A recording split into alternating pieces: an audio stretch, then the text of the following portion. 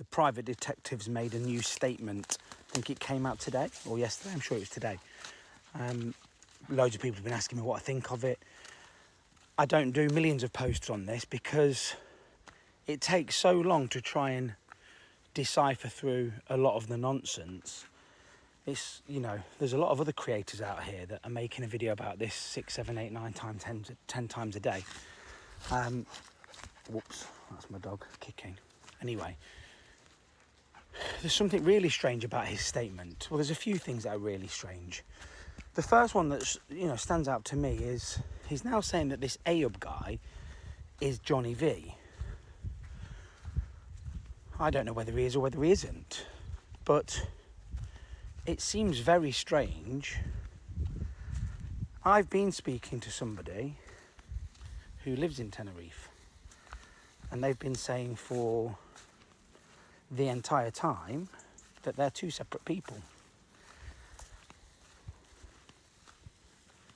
So if Ayub isn't Johnny V, why is he saying that he is?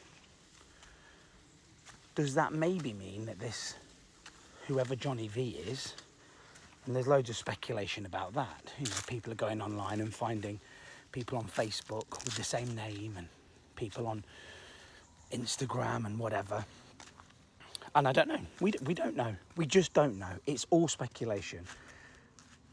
But for this guy to now come out and say that categorically it's the same person, that doesn't feel right. The statement doesn't feel right either. Some of the details given. He wanted a cigarette, so I told him there were some Camel cigarettes on there. Nobody says that. It seems rather weird. There's obviously another video that's been doing the rounds linking the young lad that was attacked and his dad, you know, setting something up. Sounds very carried away and far-fetched and long-winded. Is there some truth in it? Possibly. I still think we've got to look for the most simple explanation. And I don't know if there's ever going to be a simple explanation. I don't think he's going to be found. I think he is down one of those ravines. Some of the people that have been reaching out to me that actually do live on the island and are, you know, natives, they're not UK based, or that they weren't born in the UK, they were born there, are saying that the terrain down there is impossible to access, even for dogs. I don't think, certainly people in the UK, unless you've been hiking and things like that, you know, if you live in a normal place like where I do here, you've got no idea what these ravines are like and what's down at the bottom. You know, it's thorny and bushy, and to be able to get down there unaided would be impossible. Some of those roads look extremely steep, don't they? Now, I'm sure lots of us have been in a state after a few nights out. Maybe this morning we all felt in a bit of a state after the football last night. But you imagine being dehydrated off your head, lack of sleep, which again is a massive one. Anybody that's done an all-nighter, the sleep deprivation is terrible. Was it accidental? Did he fall? Could he have fallen? Yes, all of that could have absolutely have happened.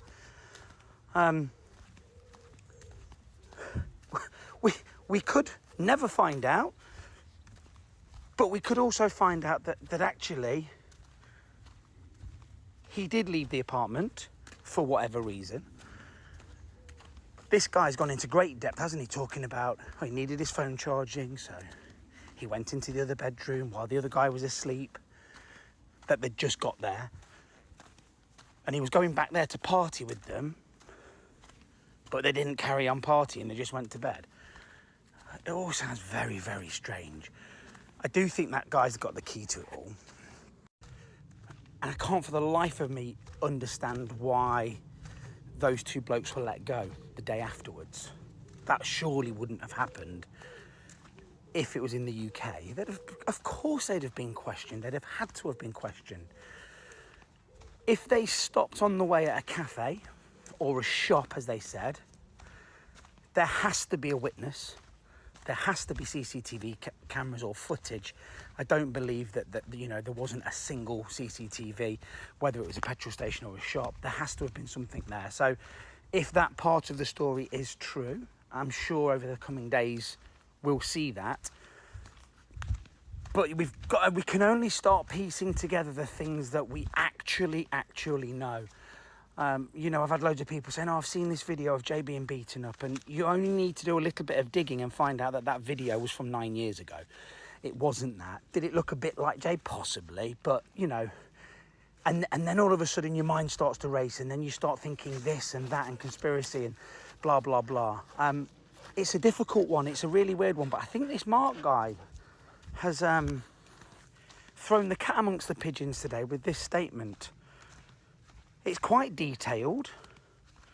I don't know if he's spoken to the guy face to face, whether it was a phone call, whether it's a series of emails, whether it's a text message, a FaceTime. We don't know any of this. Obviously Mark does. Is he telling us everything he knows? Of course not. And nobody would do, would they? Even if it was an active police investigation. When the police come on and tell you things, they don't tell you everything. Is he just relaying exactly what he's been told? It doesn't necessarily mean that he believes that, but you can only go on the things that you know. It's a real mystery.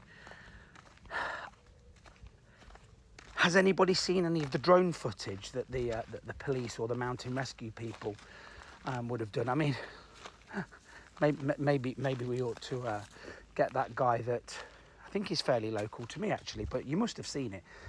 Some English bloke, he flies his drones over factories and things like that and gets called out by the people and stands his ground, and the police get called and they're like, yeah, no, you're all right, you can do that. And these people are like, you can't do that.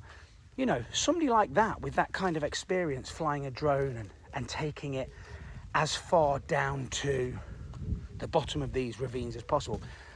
Surely the police have done that. It's 2024. You can go and buy a drone for 400 quid that would give you 4K images, a live streamed feed, and you could scour hundreds of acres with it. Has that happened? Has anybody seen the footage? I don't know. I think they're the kind of details that some of you people online are unbelievable. I can't believe the information that people are starting to dig up from this and that, and they're sending me pictures from this account and that account. It's unbelievable really what you can do sat at home on a phone, but you have to make sure that your efforts are going into the right areas. And I think that's again what the police are often saying, aren't they? They're saying if we chased every single lead and every single possible sighting, they'd never get to the bottom of anything. So you have to rule out 99% of everything that you're told, which is difficult to get your head around because there's just so much information there. Was he at the church? Wasn't he at the church? Was that him limping? Wasn't it him limping? Were the people on the beach saying he got stabbed, or were they saying it's a crab? We don't know. And we all know, talking about those videos where everyone's like, oh, it clearly says this. Can you remember those videos that have been on TikTok where it says things like, it says two different things depending on what word you put at the top of the screen. So it might have said something like brain. One of them was, it was the same two words, and it said brain freeze or I don't know, rainbow dots or something. So what I'm saying is, we don't know what that video says. Nobody does, because when somebody puts old J and you hear it, it does sound like old J. And then when somebody puts the words above it saying it's a crab, it does sound like it's a crab. So it's so difficult to decipher. But let's make sure that we're obviously still rooting for the guy, but it's looking ever so. Well, it's long now, isn't it? What is it? 3 weeks? I don't know. But I'll definitely keep trying to level-headedly look at all of the info people are sending me, But it's been nice speaking to a load of you.